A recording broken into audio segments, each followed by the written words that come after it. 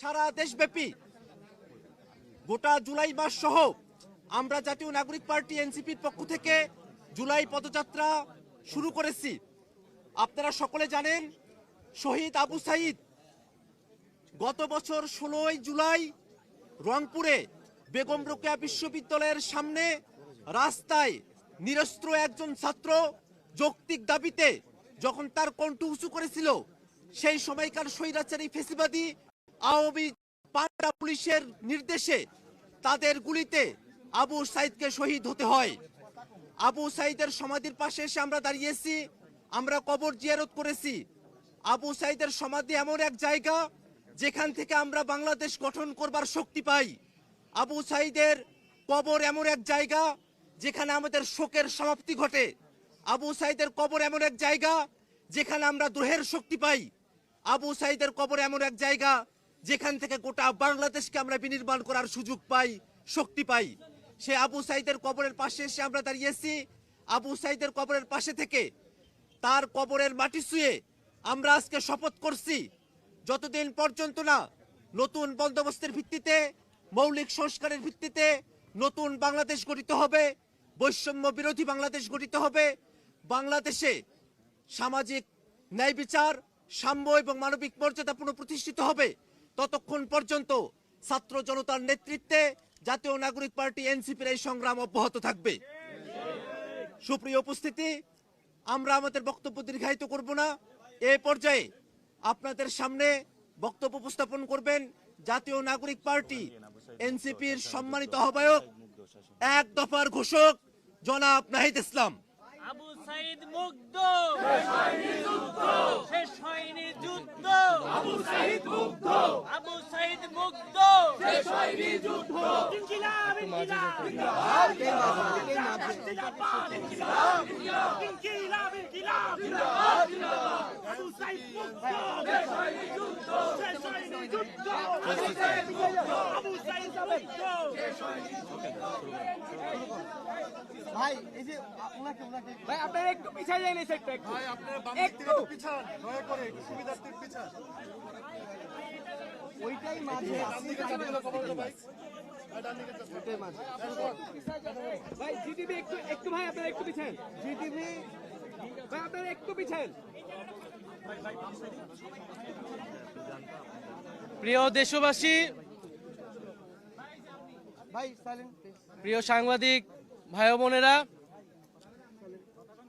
আজকে 1 জুলাই, জুলাই গণ অভ্যুত্থানের 1 বছর পূর্তি শুরু হচ্ছে আজ। ঠিক 1 বছর আগে এই 1 জুলাই আমরা বৈষম্য বিরোধী ছাত্র আন্দোলনের ব্যানারে আমরা একটি গণতান্ত্রিক আন্দোলন শুরু করেছিলাম, যে আন্দোলনে আবু সাঈদ সহ শরিক হয়েছিল হাজারো লক্ষ তরুণ ছাত্র জনতা। কিন্তু আমরা দেখেছি সেই কোটা সংস্কার আন্দোলন থেকে বৈষম্যবিরোধী ছাত্র আন্দোলনের ব্যানারে এই আন্দোলন গণবিস্ফোরণের রূপ নেয়, গণ অভ্যুত্থানের রূপ নেয় এবং স্বৈরাচারী ফ্যাসিবাদী সরকারের পতন ঘটায়। এবং এই পতন ঘটাতে ক্রিয়ানকের ভূমিকা পালন করেছিল আবু সাঈদের মৃত্যু। 16 জুলাই শহীদ আবু সাঈদ মৃত্যুর ঘটনা যখন আমরা শুনতে পেয়েছিলাম শহীদ মিনার থেকে, এবং পুরা বাংলাদেশ তখন শোকে দ্রোহে কেঁপে উঠেছিল। এবং 16 জুলাইয়ের পর থেকে এই আন্দোলন অন্য দিকে মোড় নেয়। হাজারো লক্ষ ছাত্র তরুণরা রাজপথে নেমে আসে এবং এই সরকারের বিরুদ্ধে দাঁড়ায়, ফ্যাসিবাদের বিরুদ্ধে তাদের যে প্রতিবাদ, যে নতুন বন্দোবস্তের আকাঙ্ক্ষা সেটি ঘোষণা করে। আমরা আমাদের যে জুলাই পদযাত্রা, যেটিকে আমরা বলছি দেশ গড়তে জুলাই পদযাত্রা, যে আমরা স্বৈরাচারী ফ্যাসিবাদী সরকারের পতন ঘটিয়েছি, আমরা তার ব্যবস্থার বিলোপ চেয়েছি, কিন্তু যে একটা নতুন দেশ গড়ার জন্য যে উদ্যম দরকার, এখন যেই আমাদের গঠনের জন্য, রাষ্ট্র গঠনের জন্য আমাদের কাজ করা দরকার, সেই রাষ্ট্র গঠনের জন্যই আমরা মূলত এই জুলাই পদযাত্রা, যেখানে আমরা সারা বাংলাদেশের মানুষের সাথে, 64 জেলার মানুষের সাথে আমরা কথা বলবো, আমরা তাদের কথা শুনবো। আবু সাঈদরা যে কারণে মারা গিয়েছিল সেই স্বপ্ন, সেই আকাঙ্ক্ষা আমরা তাদের কাছে তুলে ধরবো। তাই আমরা আজকেই আমাদের এই পদযাত্রাটা শুরু করেছি এই রংপুরের পীরগঞ্জ, এই পীরগঞ্জের এই পবিত্র মাটি যেখানে আবু সাঈদ শায়িত রয়েছেন, সে আবু সাঈদের কবর জিয়ারতের মাধ্যমে আমরা আমাদের পদযাত্রা শুরু করছি। আবু সাঈদ যেভাবে পুলিশের বুলেটের সামনে বুক চিতিয়ে দাঁড়িয়েছিল, সেটাই জুলাই গণঅভ্যুত্থানে আমাদের অনুপ্রেরণা ছিল। এবং আবু সাঈদের মতো অন্য সকল শহীদেরা আমাদের যে লড়াই, ফ্যাসিবাদী ব্যবস্থা বিলোপের বিরুদ্ধে আমাদের যে লড়াই, সেই লড়াইয়ের অনুপ্রেরণা। যুগ যুগ ধরে বাংলাদেশের মানুষ আবু সাঈদ, ওয়াসিম, মুগ্ধ সহ সকল শহীদদের এবং আহত যোদ্ধাদের শ্রদ্ধার সাথে স্মরণ করবে। আজকের দিনে আমি জাতীয় নাগরিক পার্টির পক্ষ থেকে এবং গণ অভ্যুত্থানে অংশগ্রহণকারী সকল ছাত্র জনতার পক্ষ থেকে আবু সাঈদ সহ সকল শহীদদের, আহতদের স্মরণ করছি।